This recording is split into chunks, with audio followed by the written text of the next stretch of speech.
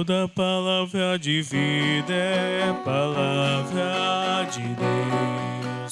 Toda ação de liberdade é a divindade agindo entre nós. É a divindade agindo entre nós. Boa nova em nossa vida, Jesus semeou. O Evangelho em nosso peito é chama de amor. Boa nova em nossa vida, Jesus semeou.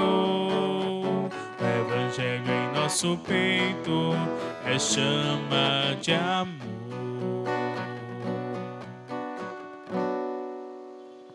O Senhor esteja convosco. Ele está no meio de nós. Proclamação do Evangelho de Jesus Cristo segundo Marcos. Glória a vós, Senhor. Naquele tempo, Jesus voltou para casa com os seus discípulos. E de novo se reuniu tanta gente que eles nem sequer podiam comer. Quando souberam disso, os parentes de Jesus saíram para agarrá-lo, porque diziam que estava fora de si. Os mestres da lei que tinham vindo de Jerusalém diziam que ele estava possuído por Beelzebu e que pelo príncipe dos demônios ele expulsava os demônios. Então Jesus os chamou e falou-lhes em parábolas. Como é que Satanás pode expulsar a Satanás? Se um reino se divide contra si mesmo, ele não poderá manter-se. Se uma família se divide contra si mesma, ela não poderá manter-se. Assim, se Satanás se levanta contra si mesmo e se divide, não poderá sobreviver, mas será destruído. Ninguém pode entrar na casa de um homem forte para roubar seus bens sem antes o amarrar. Só depois poderá saquear sua casa. Em verdade, eu vos digo, tudo será perdoado aos homens, tanto os pecados como qualquer blasfêmia que tiverem dito. Mas quem blasfemar contra o Espírito Santo nunca será perdoado, mas será culpado de um pecado eterno. Jesus falou isso porque diziam, ele está possuído por um espírito mau. Nisso chegaram sua mãe e seus irmãos, eles ficaram do lado de fora e mandaram chamá-lo. Havia uma multidão sentada ao redor dele. Então lhe disseram, tua mãe e teus irmãos estão lá fora, à tua procura. Ele respondeu, quem é minha mãe e quem são os meus irmãos? E olhando para os que estavam sentados ao redor, disse, aqui estão minha mãe e meus irmãos. Quem faz a vontade de Deus, esse é meu irmão, minha irmã e minha mãe. Palavra da salvação. Glória a vós, Senhor.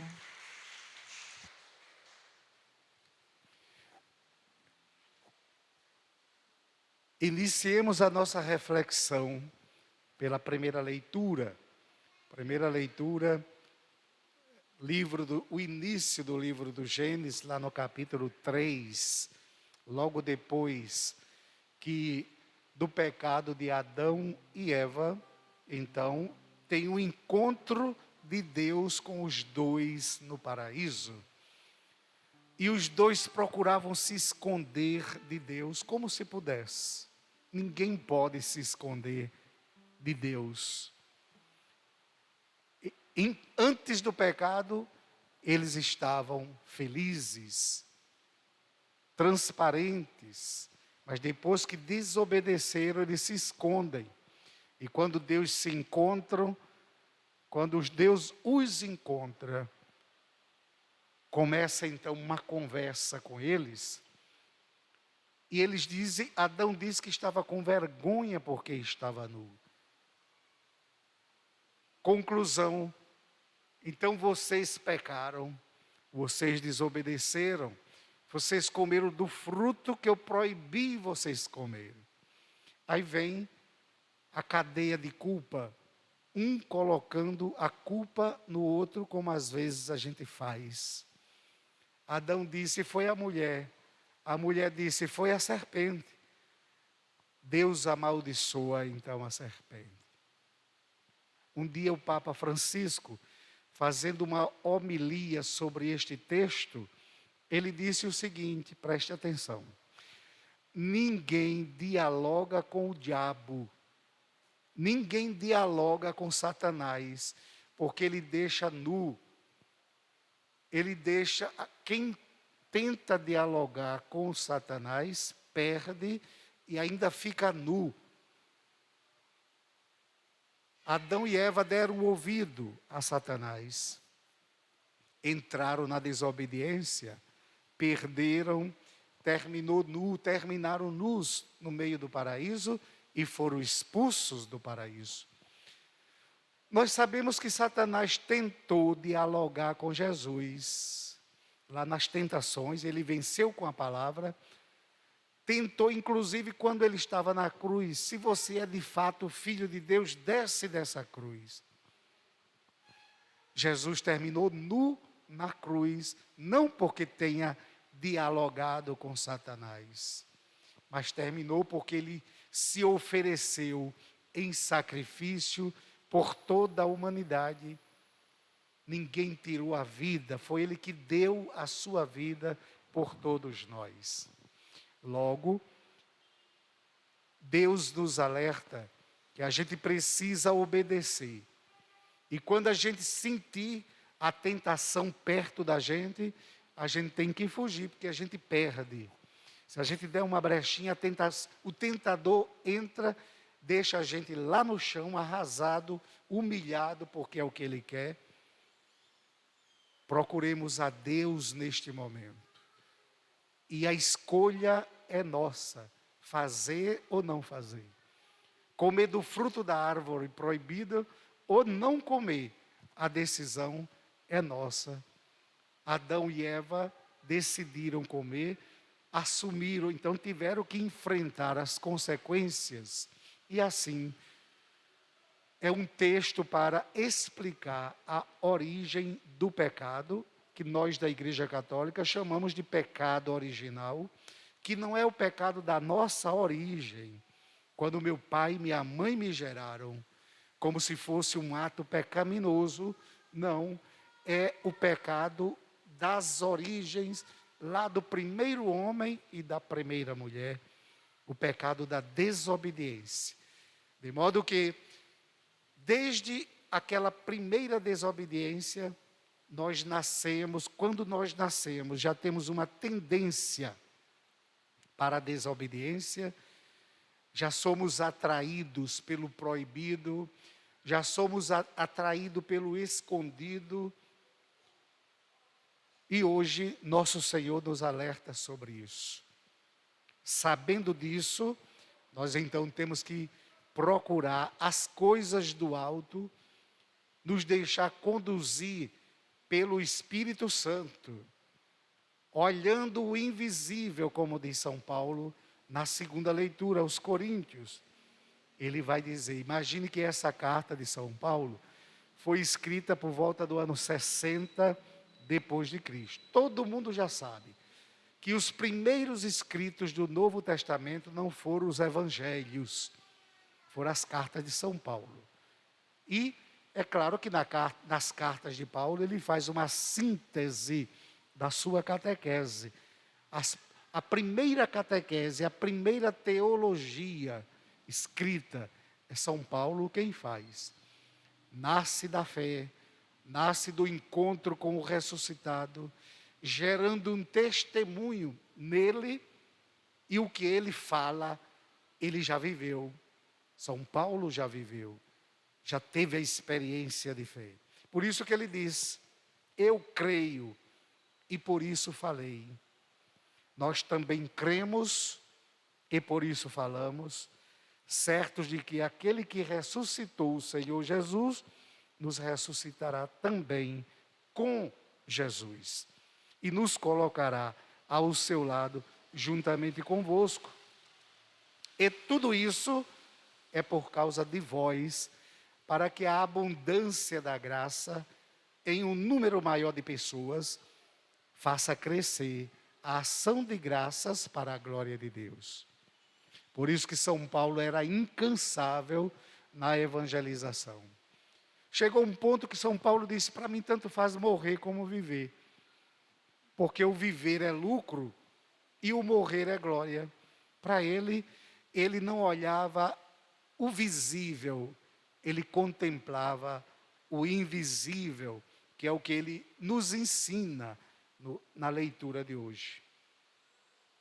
Com efeito, por isso não desanimamos, mesmo se o nosso homem exterior se vai arruinando, o nosso homem interior, pelo contrário, vai se renovando dia a dia. É tão interessante como a gente vai, na nossa existência, nós vamos, na medida que a gente vai envelhecendo, a gente vai se tornando mais prudente, a gente vai se tornando mais sensato, a gente vai se tornando às vezes até mais paciente, a gente vai se tornando mais sábio, mais compreensível, porque a gente vai evoluindo na humanidade e evoluindo na fé.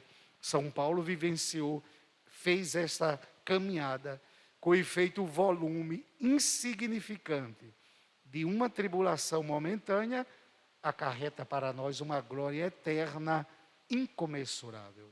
E isto acontece porque voltamos os nossos olhares para as coisas invisíveis e não para as coisas visíveis. Olha que naquele tempo, Paulo já se preocupava com isso, com as distrações que a comunidade tinha, com o que todo mundo via.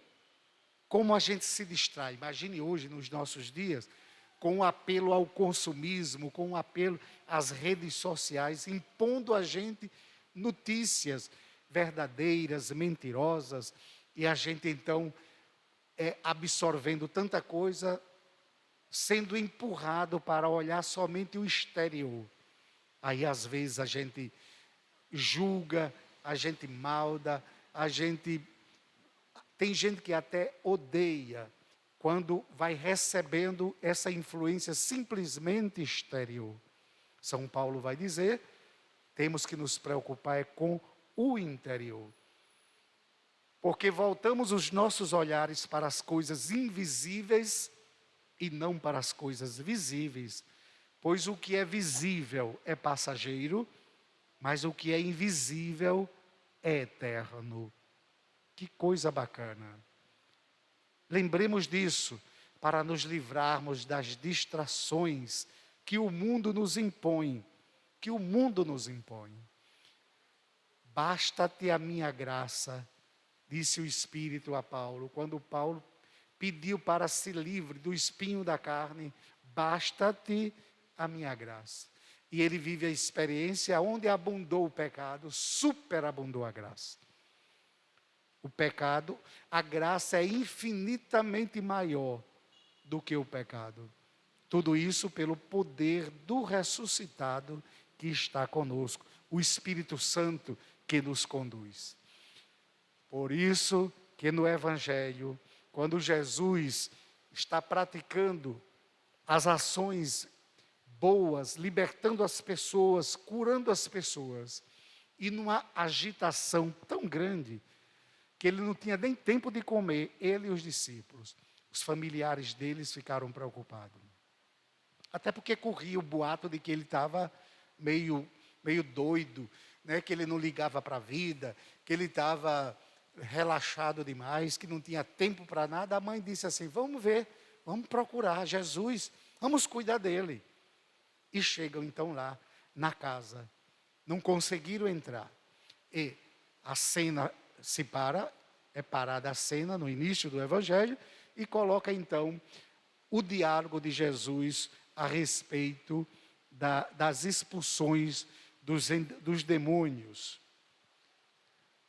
Porque alguns diziam que Jesus estava endemoniado.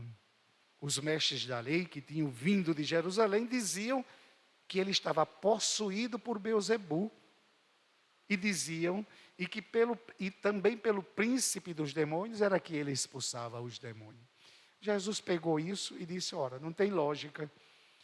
Se é por Beelzebu que eu expulso os demônios, vocês expulsam através de quê? Como é que Satanás pode expulsar Satanás? Aí vai colocar que se um reino tiver dividido, ele se acaba. Se uma família se dividir, ela se acaba. Se uma empresa se dividir, ela se acaba.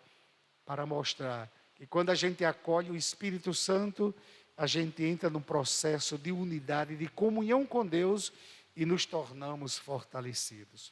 Aí ele vem dizer, estejam atentos para não pecarem contra o Espírito Santo. Porque estavam dizendo, ora, se Jesus expulsava os demônios, não era pelo Espírito Santo e não pelo Espírito dos demônios. Mas ele foi acusado. Por isso que ele disse, quem blasfemar contra o Espírito Santo, nunca será perdoado, mas será julgado de um pecado eterno. E Jesus falou isso porque diziam, ele está possuído por um espírito mau. Quem blasfemar contra o Espírito Santo, e aqui eles estavam blasfemando, dizendo que Jesus não agia de acordo com o Espírito Santo, mas agia de acordo com o espírito de Satanás. Beelzebu. Termina a cena, Jesus dá esse ensinamento para que todos estejamos unidos nele. Aí volta os familiares. Alguém chega e diz, Senhor, tua mãe e teus irmãos estão ali fora, muito preocupados, te procurando. Jesus olha para a pessoa e diz, mas quem é minha mãe? Quem são meus irmãos? São todos vocês. Quem escuta as minhas palavras e as põe em prática, este é meu irmão, é minha mãe. Lembram que outra vez, quando Jesus estava falando, uma mulher gritou do meio da multidão e disse assim, bem-aventurados o ventre que te gerou e os seios que te amamentaram. Jesus disse, bem-aventurado é quem escuta as minhas palavras e as põe em prática. Por isso, meu irmão, minha irmã, somos convidados a acolher o Espírito Santo, que nos leva a enxergar o invisível, a olhar para o invisível, para o eterno. Neste mundo que nos força a olhar para o que é passageiro, inclusive atribuindo felicidade ao que é passageiro, hoje Jesus vem dizer que temos que olhar para o invisível, para o eterno, com o poder do Espírito Santo, nos tornando, fazendo parte desta grande família dos que escutam a palavra e a praticam. Sejamos praticantes da palavra, sejamos almejadores do invisível, do eterno. É o grande apelo da liturgia desse final de semana. Quem é que nos conduz? O Espírito Santo. Quando a gente se deixa conduzir pelo Espírito Santo, tudo dá certo. Mas quando a gente quer fazer a vontade da gente, não dá certo. E isso nós já sabemos.